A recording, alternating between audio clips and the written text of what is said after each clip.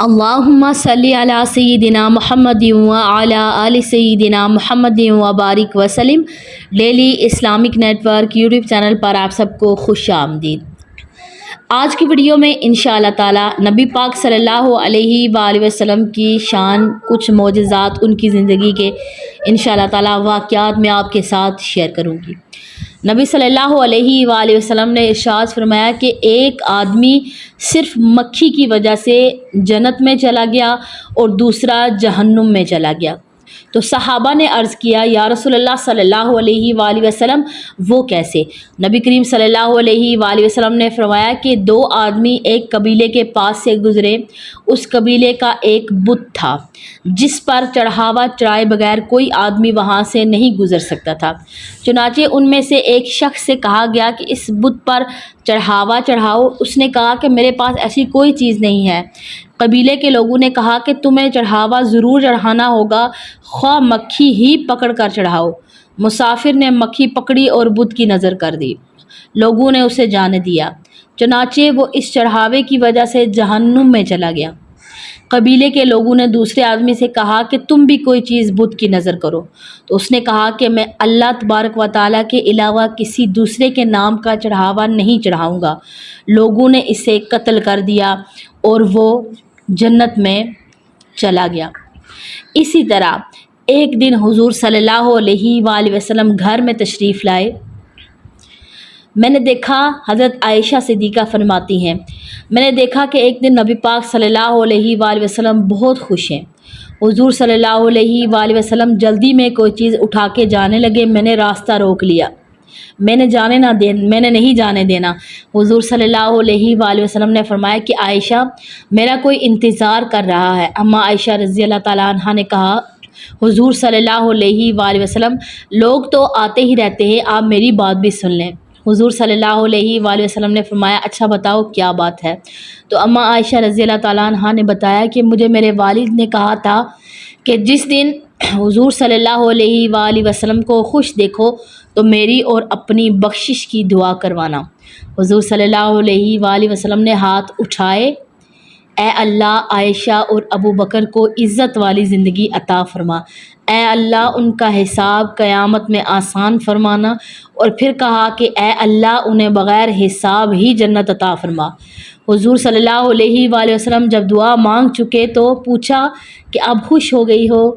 تو فرمایا کہ جی حضور میں بہت خوش ہوں۔ حضور صلی اللہ علیہ وآلہ وسلم جب اٹھ کے جانے لگے تو واپس لوٹا اور کہا کہ عائشہ میری دعا سن کے رو رہی ہو؟ مجھے قسم ہے اللہ کی عزت کی، میں اپنے ہر امتی کے لیے یہی دعا دن میں 2 مرتبہ مانگتا ہوں۔ اللہ اکبر۔ اللہم صلی علی سیدنا محمد وعلی آل سیدنا محمد وبارک وسلم۔ ایک مرتبہ جب قبیلہ طے کا قافلہ نبی کریم صلی اللہ علیہ وآلہ وسلم کے پاس آیا تو اس وقت ایک نوجوان لڑکی کا بچہ گم ہو گیا۔ وہ ماں تھی اور بھاگتی پھر رہی تھی کہ میرا بیٹا کہاں ہے۔ اس حالت میں اس کے سر سے چادر بھی اتر گئی۔ وہ اچانک نبی صلی اللہ علیہ وآلہ وسلم کے سامنے آ گئی۔ اللہ کے نبی صلی اللہ علیہ وآلہ وسلم نے ایک صحابی کو چادر دے کر فرمایا کہ اس لڑکی کو دے دو تاکہ وہ اپنا سر ڈھانپ لے۔ وہ صحابی رضی اللہ تعالیٰ عنہ فرماتے ہیں کہ اے اللہ کے نبی وہ تو کافر کی بیٹی ہے۔ نبی کریم صلی اللہ علیہ وآلہ وسلم نے فرمایا کہ اگرچہ کافر کی بیٹی ہے مگر بیٹی تو ہے۔ آج اگر تو اس کے سر کو ڈھانپے گا تو کل اللہ تعالیٰ قیامت کے دن تیرے عیبوں پر رحمت کی چادر تمہیں عطا فرمائیں گے۔ احترام انسانیت کا یہ درس اللہ تعالیٰ کے پیارے حبیب صلی اللہ علیہ وآلہ وسلم نے ہمیں عطا فرمایا ہے۔ سبحان اللہ۔ اسی طرح ایک دفعہ ایک عورت کا بچہ گم ہو گیا۔ وہ اسے قافلے میں ڈھونڈتی پھر رہی تھی۔ وہ ایک آدمی سے بچے کے بارے میں سوال کرتی۔ آخر کار اس کا کھویا ہوا جگر گوشہ اس کا بیٹا مل گیا۔ اس نے لپک کر اسے سینے سے لگا لیا مگر اسے یقین نہیں آتا تھا۔ وہ بار بار اس کا منہ دیکھتی اور خوب پیار کرتی تھی۔ ہر شخص اس کی کیفیت سے متاثر ہو رہا تھا۔ عین اس وقت آپ صلی اللہ علیہ وآلہ وسلم صحابہ کرام سے مخاطب ہوئے اور فرمایا، کیا خیال ہے تمہارا؟ یہ عورت اپنے بچے کو آگ میں ڈال سکتی ہے؟ سب نے عرض کی، نہیں، یہ ایسا ہرگز نہیں کر سکتی، کیونکہ اسے اپنے بیٹے سے بے پناہ محبت ہے۔ آپ صلی اللہ علیہ وآلہ وسلم نے سن کر فرمایا، اللہ تعالیٰ کو اپنے بندوں سے اس سے کئی گنا زیادہ محبت ہے، وہ ہرگز نہیں چاہتا کہ اس کے بندے دوزخ کی آگ میں جلیں۔